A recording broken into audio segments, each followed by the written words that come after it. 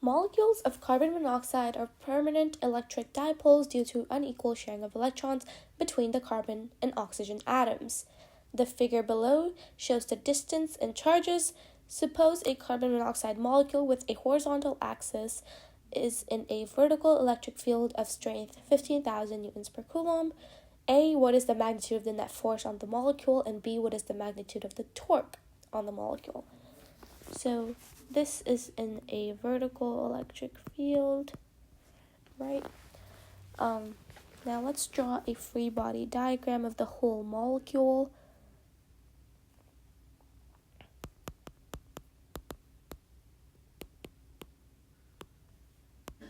Right? Okay, now we know that force electric is always Q times E, right? And E is constant throughout this whole area. E is going to be constant. Okay, therefore, because one of these charges is positive and the other one is negative, we're going to, on the whole molecule, we're going to have one going down and one going up. And because these charges are the same magnitude as well, and we have a constant electric field strength, they're going to cancel each other out. And the net force is just going to be 0 newtons.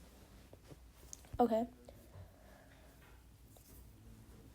Now, part B, what is the magnitude of the torque on the molecule? Torque. Okay. Torque equals distance perpendicular to the force, right? So, the distance between the two, we have to choose our center of axis or center of rotation first, right? So I'm just going to choose this one because this is just easy because we know this distance right here. And so that gives me 0.11 times 10 to the power negative 9 because it's nano, right, meters, times force. According to this formula, electric force is equal to the charge times the electric field. So if this is my center of axis, like right there, I'm going to have to, I basically ignore this point and look at this because we're looking at torque, right? So Q is 3.4 times 10 to the power negative 21 coulombs. We only care about the magnitude, so I don't really care about the sign.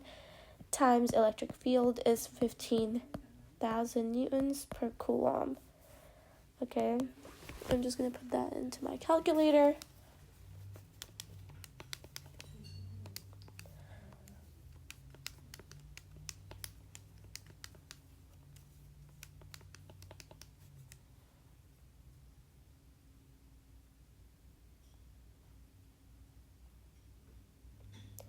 And that equals 5.61 times 10 to the power negative 27 Newton meter.